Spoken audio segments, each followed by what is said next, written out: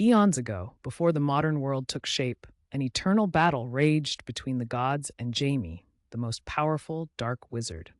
This epic clash ended in the ultimate betrayal. This sweet, naive boy played with his mother every day, yet deep inside him lay a great demon lord sealed away for 60,000 years.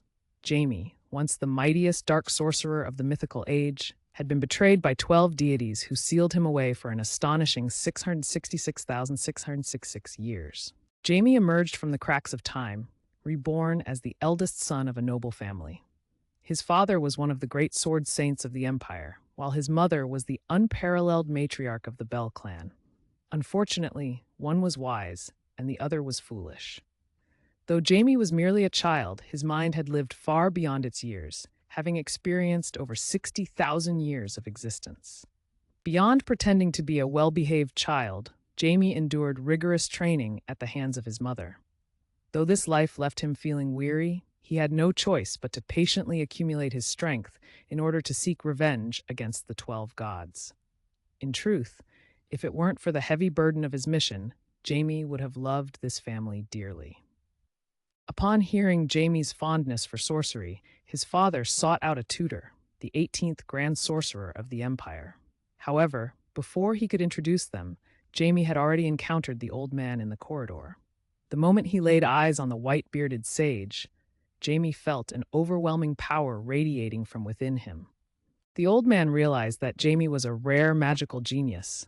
As he observed Jamie, the boy quickly gathered mana in his hands. In truth, he thought the old man was just a trespasser, since he wasn't saying anything. Upon seeing the mana swirling in Jamie's hands, the old man felt compelled to test the boy's strength. This action deeply irritated Jamie after all. He was a dark sorcerer who had nearly caused a deity to fall. It was astonishing that someone still dared to challenge him. With that thought, a burst of purple magic shot toward the old man. Unfortunately, the spell was ineffective because the old man was a high-ranking grand mage, while Jamie's level was merely at 3. However, this strike intrigued the old man. Could it be that a child possessed such magical prowess? Immediately, the old man countered with a spell to attack Jamie, but the boy saw through his trickery. The magic was clearly not aimed at him. Jamie's calm demeanor astonished the old man once more. Just then, a shining sword beam descended, slicing through the old man's magic. The one who intervened was Jamie's father, Linmu. "You're pushing your luck, aren't you?" Seeing his father appear, Jamie instantly put on a pitiful face. The sight made the old man burst into laughter. Truly, a mischievous little rascal. After that, both of them entered the living room. Jamie's father scolded Linmu for being too forceful, clearly intending to teach Jamie a lesson, but nearly ended up harming himself in the process. Linmu smiled and remarked that he was Jamie's father, yet he didn't truly understand his son and couldn't be his teacher. Just moments ago, Jamie had seen through all of his magic.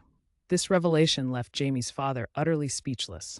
Observing his silence, Linmu continued, "Your son has taught himself and reached the level of a 3rd-rank mage. If not for the constraints of his current body, he could have already achieved 4th rank or higher. He is a genius, and thus he doesn't need a teacher at all.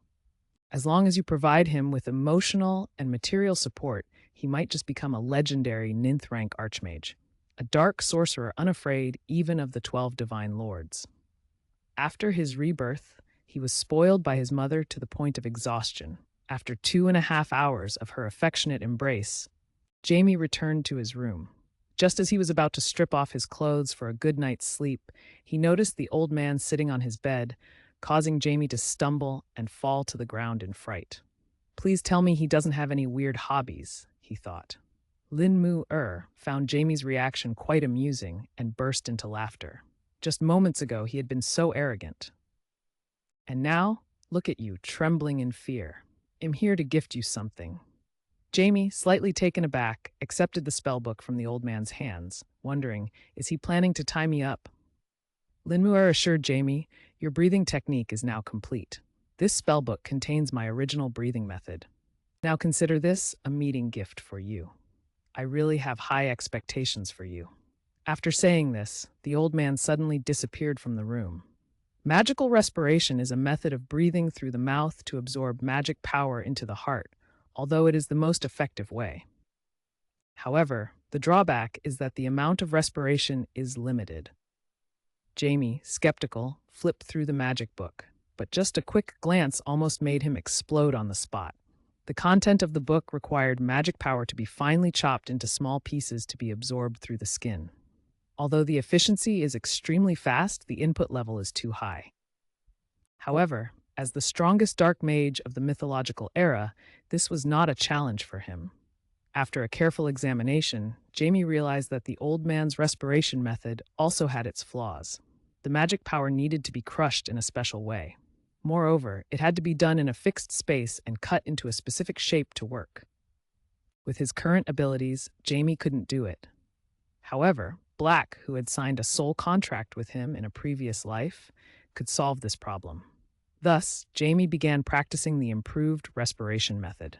The next morning, when his father saw Jamie practicing alone in his room, I stood frozen, feeling as if everything around me was enveloping me. The magic power in the room kept surging. What on earth did Limok give my son? After all, I am the offspring of a family of swordsmen, yet I gave birth to a mage. Truly, there is not a single hair on him that is innocent. After 2.5 days of effort, Jamie finally reached the 4th level peak through the newly learned respiration method.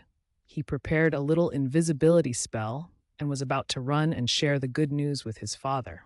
However, at that moment, his father was meeting with someone with narrow eyes.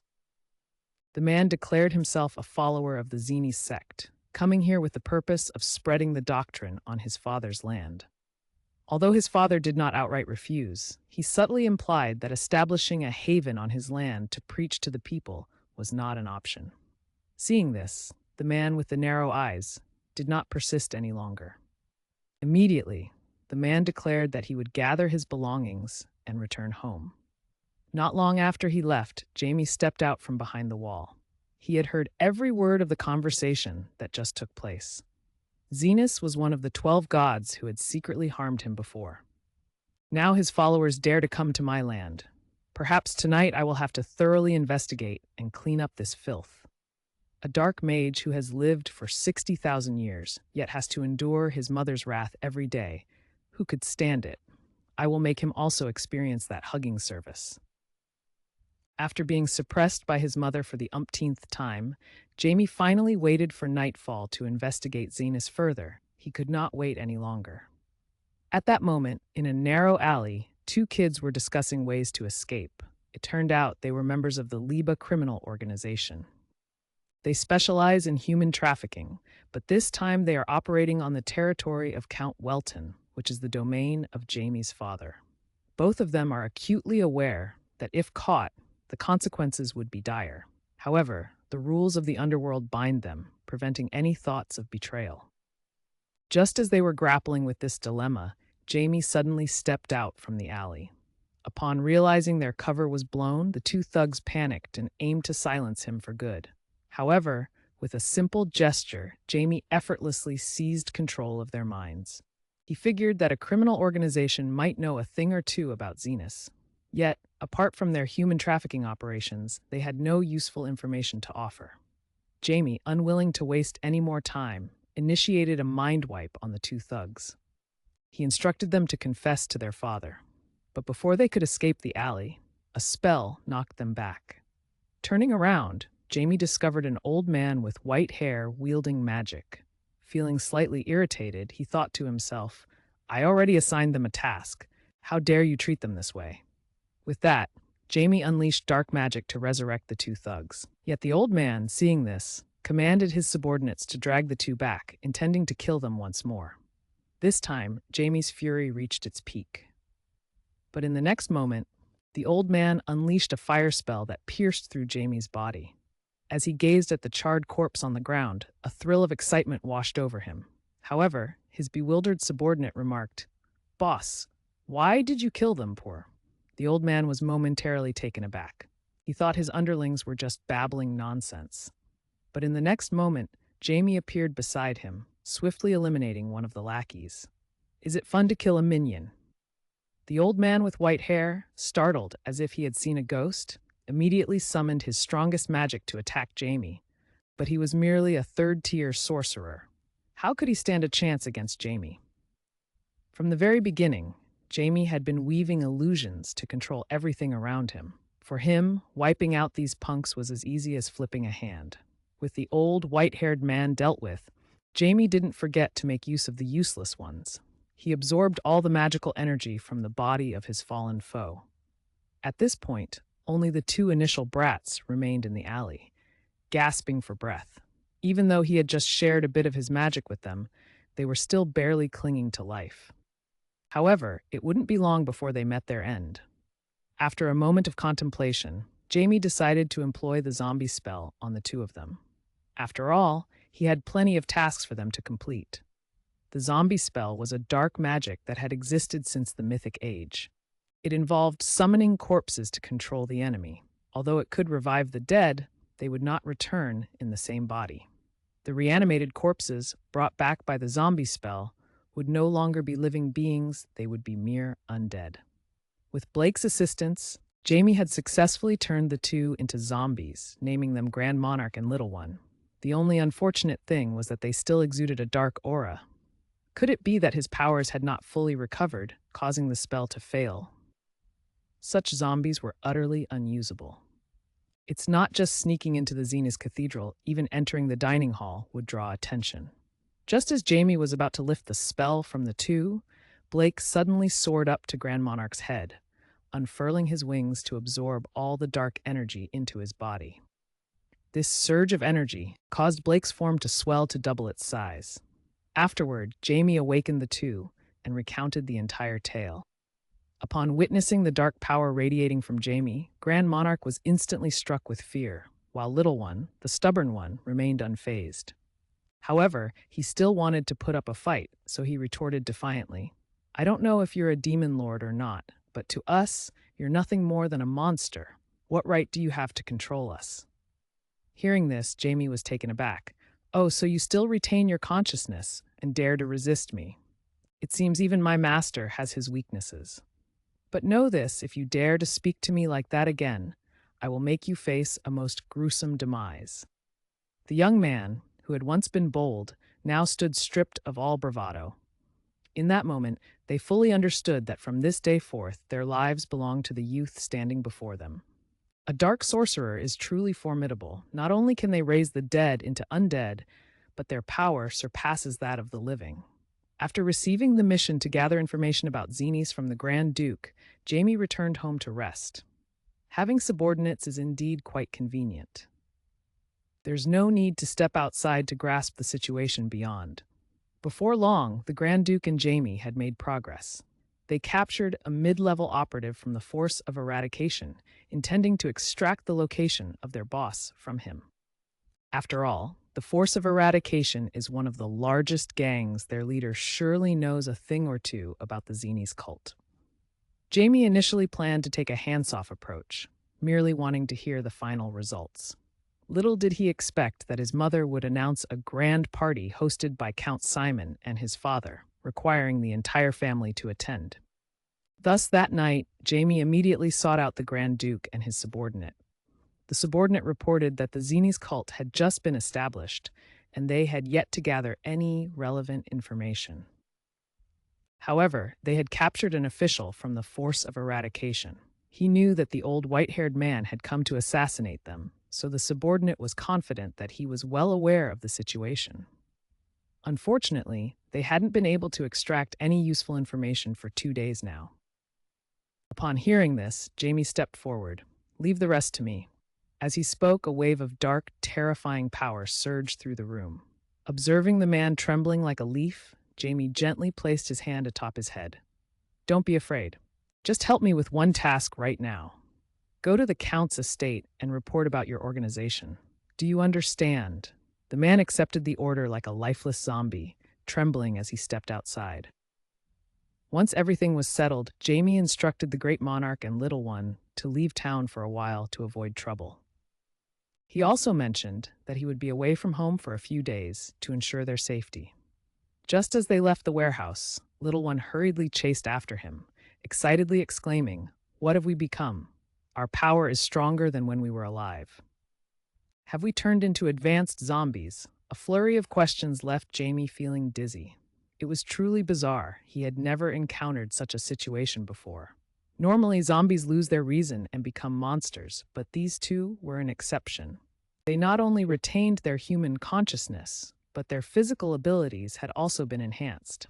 Jamie chuckled, saying they were just zombies with slightly greater strength than ordinary ones. But if they performed well, they could potentially become advanced zombies. Inspired by Jamie's words, the two of them became more enthusiastic than ever. Meanwhile, at the Count's estate, things were also in disarray. Thanks to the man's confession, Jamie's father uncovered the crimes of the Force of Eradication. In a fit of rage, he immediately dealt with that man, even postponing the banquet until everything was resolved. So the next day, only Jamie, his sister, and their mother attended the feast hosted by Count Simon. Both Count Simon and Jamie's father were the same age and were powerful 7th-level sorcerers.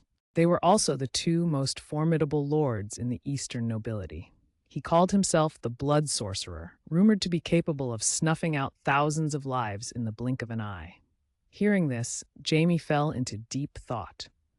Whether it be the Blood Sorcerer or a 7th-level sorcerer, he felt little enthusiasm. The sheer ability to annihilate thousands with a single strike is indeed a notion worth pondering. Even if it were possible, such feats are never simple. Jamie was deeply intrigued by this kind of magic. It seemed that he needed to have a serious talk with Count Simon. He was the blood sorcerer capable of wiping out thousands with a single blow, and also the very person the protagonist had longed to meet. At the feast, when Simon made his entrance, Jamie was instantly spellbound. This was clearly not a mere 7th-level sorcerer. The magical aura radiating from him was nearly on par with Count Suzuki, perhaps even surpassing it. Indeed, the blood sorcerer was no mere myth. Yet it was puzzling how such a talented man could have two utterly foolish sons. They were shockingly inept, spending their days trying desperately to please their father in hopes of garnering his attention. At the evening feast, Simon's eldest son, Alp, spoke of Jamie, suggesting that he would be the heir to Wilton. All the ideas were noted down by Leonong's younger brother. After lunch, Jamie wanted to escape the noisy atmosphere, so he ventured out to the backyard alone. Suddenly, he heard a voice calling from behind. Instantly, a sense of danger washed over him, and he focused his light magic, pointing it sharply toward the source of the sound. But when he turned around, he realized it was just a little girl. He immediately retracted his magic. The girl, startled by his previous actions, broke into a cold sweat. Angrily, he demanded to know why she couldn't discern right from wrong and had attacked him. He had to remind her that treating a girl that way was exceedingly rude. Jamie, looking bewildered, quickly asked her name and how she had managed to sneak up behind him. To his surprise, the girl appeared haughty and refused to answer. But Jamie, a straightforward man, had no intention of backing down. He promptly shot a blast of air at her feet. He warned, "If you want to live, you'd better speak up." Hearing Jamie's intimidating tone, the girl panicked. She hurriedly revealed her identity. "My name is Aishi Bale, the second daughter of the illustrious Bale family, and I am also an elemental mage." Upon hearing this, Jamie was momentarily taken aback. Elemental mages were those who formed contracts with nature-born spirits. Typically, elemental mages began their training in sensing at the age of 10.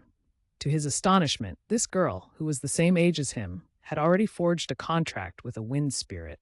"It seems that you are indeed a rare genius. If you officially begin your training, you might even forge a contract with the Spirit King." Once Jamie grasped her true identity, he started to introduce himself. He revealed that his father, Count Bale, was a subordinate of her father. This left Aishi utterly stunned. Wasn't he here to flaunt his lineage? Jamie then began to stroll alone, but unbeknownst to him, Aishi followed closely behind, her presence gnawing at his nerves. "Why are you following me?" Aishi, her face etched with concern, replied that she just wanted to be friends with him. Upon hearing this, Jamie was momentarily taken aback. "Do I need a friend?" But soon enough, he eased up. After all, he had lived for over 10,000 years. While she was merely a child, it was only natural for him to think this way. Yet, none of this really mattered to him. Feelings once ignited could render a person weak. If he hadn't struggled to contain such emotions in the past, he would have faced utter ruin. After breaking free from Aisha's tearful outburst, Jamie intended to return to the banquet. But just then, an incongruous voice rang out. Turning back, he discovered Alpha, who seemed to be courting disaster. The boy merely raised a finger, instantly silencing the raucous crowd. As Jamie was preparing to return to the party room, Alpha and his cronies arrived to face misfortune. As soon as he saw Gaga, he immediately launched an attack, the words filled with mutual contempt. Faced with such people, Jamie simply cast a silencing spell, rendering them both speechless. He just said 2 words, "Disappear," and that was it. Alpha immediately became angry. "Don't you know who my dad is? Call me the boss, and you must obediently listen. Otherwise, let's see how many eyes the Demon King has." After saying that, he threw a magic orb from his clothing, and right after the orb exploded, an illusion spell enveloped everyone. "Haha, now no one older can see us. Be careful not to grab my pant leg." Looking at the 3 people in front of him, Jamie cracked a delighted smile. "This is interesting. It saves me the trouble." Alpha still didn't understand the opponent's intention. A black magic spell immediately fell on the 3 people. Under this spell, blood flowed from any openings. Haha, if the illusion wasn't on, everyone would see your painful struggle. Thus, the 3 were taught a lesson by Jamie. But Alpha was not convinced. Upon returning to the party room, he immediately prepared to seek allies. Just then, his younger brother Lianong called him over and said that their older brother had been oppressed. As a younger brother, how could he just stand by and watch one? After saying this, he took out a bright red object. He handed it to his older brother. Seeing this object, Alf immediately panicked. Where did this dangerous item come from? But then he immediately thought, does it matter where it came from? The important thing is to first eliminate that brat. Meanwhile, Wilton, who had dealt with Lebas, hurriedly made his way to Count Simon, who personally came out to greet him. After a moment of polite banter, they headed to the reception room together. At this point, Simon also mentioned his opponent's son, Jamie, and offered him high praise. Wilton chuckled heartily. "Come on, no need for such formality. Your son isn't half bad either." The mention of his son immediately brought a hint of sadness to Simon's expression. However, he quickly began to praise Jamie again. "Your son has truly amazed me, even left me in awe. He is undoubtedly the most talented mage in history. A genius like him is destined to reach the heights required to challenge the legendary level 9 masters. While I can't help but envy his innate gifts, I am also eager to see just how immense the power of a supreme mage really is. We humans are truly feeble. Even with our great civilization, compared to dragons and high-level spirits, human mages still seem like mere novices. But if a level 9 mage were to emerge, surely even a demon dragon wouldn't dare to look down upon us. Our little 80-year-old is actually a demon lord who has lived for 60,000 years. Once, he feared nothing, not even the 12 gods. Now, to regain his strength, he must pretend to be the obedient child of the Count." At Count Simon's banquet, Jamie was pondering when this party would finally come to an end. Just at that moment, Aishi approached him, this time accompanied by her elder sister. The sight darkened Jamie's expression as he immediately stood up, ready to leave.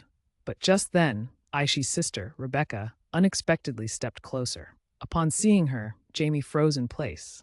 Jamie was taken aback, while Aishi mistakenly believed that Jamie was getting too close to her sister. Little did they know, it was Jamie's own sister, who he had loved throughout his life, the one who sacrificed herself for him before the gods. But why was she back in the form of her childhood, appearing before him? Just as Jamie was lost in confusion, Alpha's suicide squad made their entrance. He had brought with him a crimson artifact that he had taken from his younger brother, a fireball. The flames erupted fiercely, hurtling toward Jamie. Seeing this, Jamie's anger flared. "Don't get in my way," he shouted. The moment the words left his lips, the fire extinguished, leaving Alpha with a bewildered expression. This was a treasure of his father, a level 6 magical artifact, the Phoenix Feather. How could he have stopped it? But before he could process it all, Jamie unleashed an ice spell that swiftly enveloped Alpha. As a second-level mage, Alpha had no way to resist. For him, death was merely a matter of time. At that critical moment, Jamie's father unexpectedly intervened to stop him. It turned out that since they had entered the banquet hall, he had been observing everything unfold, though he never anticipated how quickly things would escalate. Compared to the anxiety of Wilton, Simon was brimming with excitement. Though his son lacked formidable powers, if he could unleash even half the might of the phoenix, the entire banquet hall would be reduced to ashes. Unbelievably, Jamie shattered that enchantment in the blink of an eye. Truly, he was the most promising genius destined to become a level 9 mage. At that very moment, the two mothers began to argue. Just as they were about to clash, Simon scolded his wife while simultaneously apologizing to the nobles present. He announced that the banquet would conclude here. Once everyone had departed, his wife, filled with agitation, confronted him, demanding to know why he hadn't defended their son. But before she could finish her sentence, the icy glare from her husband rendered her speechless. Upon returning to their room, before Simon could even draw his sword, Alpha immediately blamed his younger brother. Gazing at his foolish children, Simon felt utterly disheartened. Do you know why I've stopped caring about you both? Even though you share my blood, you lack the talent I had hoped for. From this day forth, I will no longer interfere in your lives. However, the mistakes you've made, you must bear the consequences alone. Tomorrow morning, you both will go and apologize to Jamie. Hearing their father's commands, Alpha felt as if his mind was about to explode. Yet his brother stood frozen, the words of their father echoing in his mind. Just wait and see. I will show you what this bloodline can produce. What kind of sparks of love could arise from a dark mage and an elven mage? Ever since he witnessed the love of his life resurrected from 60,000 years past at the banquet, Jamie had lost his composure. Was this fate's design, a divine scheme, or merely a figment of his own imagination? After much contemplation, Jamie resolved to meet her once more the following morning. By chance, Jamie encountered Rebecca in the back garden. To his surprise, the one who had forged the pact with her was none other than the Elven Kingdom. Upon seeing Jamie, Rebecca greeted him with joy, engaging him in profound conversation. Jamie voiced his doubts, and Rebecca explained that the Bale family had established a pact with the Wind Elves generations ago. Initially, she was meant to bond with a Wind Elf, but the counterpart claimed they were incompatible. The next day, she was approached by the Water Elf instead. They insisted that the two of them sign the pact immediately, not even allowing her the chance to discuss it with her family. Listening to her explanations, Jamie became increasingly convinced that she was indeed the love from 60,000 years ago. It had to be Crystal. Ling Yue must have found her soul for her to pursue and forge a pact with him. Because the pact with the Kingdom of Spirits is unlike ordinary treaties, it is a soul pact secured by each other's lives. Afterwards, the two discussed many other issues, but Jamie always left her confused. Close to noon, Jamie said that he had to leave early. Watching her walk away, Rebecca couldn't help feeling a sense of regret. However, just as the two were busy with romantic matters, a small, dark-skinned boy hugging his brother appeared in a dark corner of the castle. The boy had attached a letter declaring Jamie to be a magic genius to his brother's person. If nothing unexpected happens before Jamie returns home, this news will spread across the entire continent. Elsewhere, just as Jamie returned, he met Alpha, who came to apologize. The two brothers had been through a lot since the last incident. Alpha had become much more obedient, although still reluctant at heart. He sincerely apologized. However, compared to his brother, he was still just an arrogant and conceited person. Jamie immediately realized that the person behind everything was his own brother. Therefore, Jamie decided to teach him a lesson.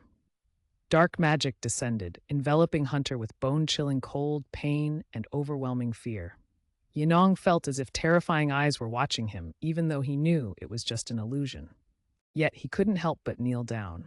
Remember, forgiveness is a one-time gift. Never provoke me again. 2.5 days after the Count Simon family's banquet finally came to a close, Jamie couldn't contain his excitement and immediately called his two friends, Little and Big Yellow, to inquire about the Zenies cult. Little reported that the Zenies cult was currently engaging in numerous charitable activities, providing food for the hungry and shelter for the homeless, even establishing an orphanage. Many people were now captivated by the Xeni's cult. Jamie knew all too well that Xenus was far from being a benevolent force. In that moment, as he sensed the divine power emanating from them, he couldn't shake the feeling that death and war were imminent. Thus, Jamie firmly believed they were undoubtedly plotting something sinister behind the scenes. He instructed Big Yellow and Little to continue their investigation. On his way back, Jamie stumbled upon a man lying motionless in an alley near his home. Through the divine aura radiating from him and the items secured to his belt, Jamie deduced that this man was the holy knight he held in great disdain. Just as Jamie was about to end the man's life right there, the man suddenly grasped his leg weakly, mumbling that he was very hungry. After uttering those words, he fainted. Witnessing this scene, Jamie felt a strange mix of emotions. Jamie intended to leave him there, believing the man would succumb to starvation eventually. However, when he returned home and awoke from a long sleep, he was taken aback to find the man seated at the family dining table, devouring food like a ravenous beast. It turned out he was a patrol soldier of his father's. During the night, Jamie had discovered the man and brought him back. After a conversation, the man revealed that he was a devotee serving the esteemed Lord Paulo. At this revelation, Jamie's mother was equally astonished, noting that he was a member of the Bell family. As soon as this statement left the man's lips, he immediately knelt down. This action raised Jamie's suspicions. Although the Paulo sect resided within the territory of the Bell family, there seemed no need for such a display of submission. A knight would only kneel before someone of at least bishop rank. Could it be that the Paulo sect had ties to his mother's family? If that were true, it could spell trouble, as the woman revered by the Paulo sect was also the very target he was meant to eliminate. After dinner, Jamie wasted no time in seeking out his mother to clarify the connection between their family and the Paulo sect. However, his mother's response left him utterly shocked. His grandfather was, in fact, a benefactor of the Paulo sect. She recounted a tale of a sacred relic belonging to the Paulo sect that had been stolen, and how his grandfather had once come to their aid, a noble act that ultimately cost him his life. It is an artifact that could force the demon lord into submission. Therefore, the Paulo cult promised that the bloodline of the Bell family would be treated on par with a bishop. When I heard my mother talk about Jamie suddenly making a decision that went against our ancestors, I thought, being treated on the same level as a bishop isn't too bad after all. Anyway, we will have to eliminate Paulo in the future, but for now, we might as well take advantage of it while we can. Outwardly, it appears to be a creature composed of various attributes from different species, yet in truth, it is a being centered around humanity. The Raz cult of Paulo has appeared near Count Simon's estate. This was all to hunt down a chimera creator who, unexpectedly, had collapsed from hunger. He pleaded with the Count for help. After some negotiation, Wilton agreed, and the next day he instructed Jamie to show the visitor around the area first. Although Jamie was somewhat reluctant, he followed through for the sake of his father's reputation. However, he had his own agenda to take the opportunity to observe the Xeni's cult's branch. Just as they arrived, a carriage came barreling down, heading straight for a boy who was sweeping the grounds. Seeing this, Ross immediately rushed forward to help, but his speed fell just short. In that moment of peril, Jamie unleashed a magical chain, the violet strands wrapped tightly around the carriage, saving the boy in the nick of time. This unexpected action left Ross utterly astonished. The boy who was rescued, named Richie, worked as a cleaner for the cult and was also one of the children residing at the Xeni's orphanage. When he learned that the two were heading to the Xeni's cult, Richie eagerly volunteered to be their guide. However, upon meeting the nuns of the cult, they became noticeably wary. Their apprehension spiked at the mere mention of Ross's name. As the cult member Paulo, the nuns' eyes widened in alarm. Such a subtle reaction could hardly escape Jamie's keen observation. Then, one of the nuns suggested that Richie take Jamie on a tour of the orphanage, while she would escort Lars to the interrogation room. Sensing their intention to separate them, Jamie deliberately mentioned in front of the nun that she would later be taking Lars and her father out for a meal, subtly signaling that Lars was not to be put in any danger here. Afterward, Richie led Jamie to his room, claiming he wanted to introduce her to his younger sister. Jamie felt a pang of discomfort initially, but as soon as the girl appeared, Jamie was instantly captivated, sensing an innate aura of holiness radiating from her. It was clear that this girl was born with the divine talent of a saint. Saints are those chosen by the heavens, messengers of the gods. Some may possess unusual physiques, yet they wield immense sacred power. Ricky's sister, Anna, though blind, was no exception. But this power stems from a potent divine strength. Once she awakens her celestial abilities, she'll be able to perceive the world's unfolding through the divine eye. At this thought, Jamie grew tense, for when individuals of such caliber mature, they inevitably become troublesome adversaries. The first time he laid eyes on the blind girl, the boy felt an uncontrollable urge to act. Her innate eyes, brimming with divine power, could become the vessel of a deity once awakened. Just as Jamie was about to make a move, he suddenly realized that he could sense it all, which meant the higher-ups of the Zanies church were undoubtedly aware as well. It was then that Jamie learned from Ricky that he had once been a minor member of the Blades of Fate organization, and his greatest aspiration now was to become a driver for the Zanies church. Piecing together this information, Jamie began to suspect that the Zanies church was exploiting these young individuals. Meanwhile, Lars was exploring the sacred chamber and uncovered some clues. Just as the two were about to leave, a fully armored knight suddenly appeared. He was a holy knight of the church, possessing an acute sensitivity to divine essence. However, what puzzled him was that the divine presence emanating from the knight before him was not only strong but also chaotic.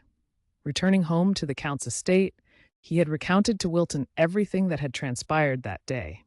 He suspected that the knight he had encountered earlier was indeed Chimera, wielding divine powers. To avoid complicating their plans, Wilton had loaned the Dark Knight to Lars to protect the family. He stated that it was imperative to expose the true face of the Zanus church. Meanwhile, through Blake's eavesdropping, Jamie learned that was behind the creation of Chimera. Without hesitation, he ordered Blake to search for the great young prince. At that moment, near the Zanies church, the great young prince was closely monitoring the movements on the other side. Suddenly, the sound of footsteps echoed, and both immediately tensed up, turning to find the very knight they had encountered earlier charging straight at them. Sensing the divine power within his opponent, the young prince realized they were outmatched. Without hesitation, he shoved the great young prince out the window to swiftly report back to his master. Consequently, he was struck by the knight's razor-sharp sword, as he braced himself for what he feared would be his last moments in that attic. A divine sigil descended from the heavens, and Jamie made a spectacular appearance. The saying goes, "A dog must heed its master." Unbeknownst to him, he wondered if he had been underestimated. With a flurry of dark magic, the knight faltered, just as Jamie prepared to unmask him. Suddenly, the knight erupted in a self-destructive explosion. Witnessing this, Jamie immediately summoned his shadowy hand to thwart his adversary's actions. Yet, the knight's explosive power was overwhelming. Without Blake's support, Jamie too would have been gravely injured. After exploding, the knight revealed his true form as a chimera. When Jamie saw this, he immediately unleashed his full power, using chain magic to tightly imprison him. Just as Jamie was about to launch the death wave to finish him off, a small blue-winged orb suddenly shot out from the opponent's body and quickly flew out the window. Jamie looked out the window but didn't chase after, completely unconcerned about the possibility of the opponent escaping. Once the hand of darkness grasps him, his whole body will be dyed black by the command spell, allowing Jamie to find him at any time. Moreover, the opponent won't be able to detect the trace he leaves behind. Because his power was created from the beginning to kill gods, the dark magic combines the reproductive organs of insects into the body of a young girl. Even Vuong Thungia must taste the flavor of these 13 spices, even though the chimera has escaped. However, the body remained, and Jamie brought it home to conduct an examination. Upon seeing the structure of the corpse, Jamie was completely furious. The divine truly still regard humans as parasites. Meanwhile, the body of the chimera had escaped from Jamie's grasp. It has returned to the Zanies church. When seeing the opponent, the eyes of the blind man looked as though he had just lost a deeply beloved father. This is the product of his countless efforts, combining four creatures to successfully create the Chimera. Now, only one entity remains. Could it be Count Wilton? As soon as this thought crossed his mind, it was instantly dismissed by the blind man. If it were the saint, this incarnation would surely not have survived the encounter. Moreover, the connection between him and his original form had been severed without a moment's hesitation. There was no way to stop a sorcerer, especially when faced with a high-level chimera. The sorcerer's mastery had to be at least level 5. Nini couldn't fathom anyone in the city capable of such a feat. Thus, he resolved to set this matter aside for now. The most pressing concern was to restore his own physical form. At present, Anna, Mimimat's subordinate, possessed the qualities of a saintess and was undoubtedly the best material available. But he didn't wish to squander her talents on dealing with the chimera, so he designated Richie as the next candidate. The following day, Mimimat visited the church to announce this news. When Richie learned he had been chosen to drive for the deity, he was utterly bewildered, thinking he had stumbled upon good fortune. He wanted to share this delightful news with Jamie and Lars, the ones who had saved him. That day, he made his way to the Count's estate to inform them. However, the two chose not to disclose the truth to Richie, and instead embarked on their own course of action. To create a divine chimera, 3 specific conditions were necessary: a sacrificial offering as material, a skilled artisan to conduct the experiment, and a high-tier source of divine energy to channel the sacred power. Jamie was aware that there was only one high-tier source of divine energy in this area. This is Eye Patch, the current Bishop Lars, and the Shadow Knights are watching Richie's carriage, so they will be tasked with the experiment, while Jamie himself will handle the bishop. At this moment, Eye Patch is still unaware that he is in the crosshairs of death.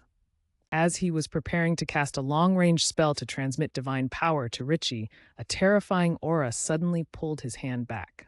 Eye Patch immediately cursed and created a magic circle. This is the battlefield of a bishop-level fight. Within this range, the opponent will not be able to cast spells, and the power of stimulation will increase exponentially. He rushed towards Jamie, determined to turn the boy who was obstructing his plan into new material. However, before he could land a punch, a dark spell enveloped his wrist. Eye Patch's face was full of astonishment. How could this boy possibly cast dark magic? Jamie chuckled. Today, I will show you how ridiculous the place you call a holy ground really is. This boy is too powerful with just one kick. He shattered the bishop-level holy ground. Before Eye Patch could recover from his astonishment, Jamie had already blasted him away with magic. Indeed, in a life-or-death situation, I am the real clown for still sitting up. Like a demon, Jamie advanced towards him step by step. Nevertheless, Eye Patch still chose to remain arrogant. He declared that he would say nothing at all. Hearing this, Jamie laughed excitedly. Are you mistaken? I don't need your consent at all. I just need to smash your head open and I will know immediately. Meanwhile, a man covered in cysts was screaming in the lab. He was the creator of the chimera, but time had dragged on too long, and Mimut had yet to deliver the core. This made him suspicious that something was amiss. Furthermore, what irked him more was that a group of knights suddenly stormed into the lab. The chimera he had painstakingly crafted had already lost 4 limbs. Meanwhile, Jamie, having uncovered all the secrets, began to intensify his manipulation of Mimut's mind, compelling it to willingly submit to the Count's demands. After resolving these matters, he transformed into the guise of Mimut and approached the lab. Just as the blackhead was about to erupt in anger, he noticed Mimut was injured, which took him by surprise. Jamie had successfully deceived his opponent. He explained that he had encountered a peculiar individual and had to expend much effort to deal with it, which caused his delay. The blackhead demanded that he swiftly hand over the core, threatening that any delay would hinder the experiment. During their conversation, the blackhead suddenly realized that Mimut was not who it seemed. Instantly, he launched an attack. Jamie was caught off guard, never expecting such cunning from a creature so grotesque. When discovered, there was no choice but to fight back. Jamie clenched his fist tightly. The core of the chimera was ensnared by a surge of dark magic, accompanied by the sound of a cyst bursting. The blackhead was furious, but before it could react, a colossal magic circle appeared beneath its feet. The space here was far too confined. Let's move to another place to play. As the magic circle activates, the two are transported to the outskirts. At this moment, the blackhead has fully merged with Baum, and the chimera parts entwined with him burst forth, frantically attacking Jamie. Seeing the chimera within his opponent, Jamie was taken aback. Who would have thought he could blend 7 different creatures together? The grafting abilities are remarkably powerful. A wicked smile crept across Jamie's face as he concentrated dark energy in his hands. Today, I will make you my slave without fail. The sister is a saint, while the brother is a herald.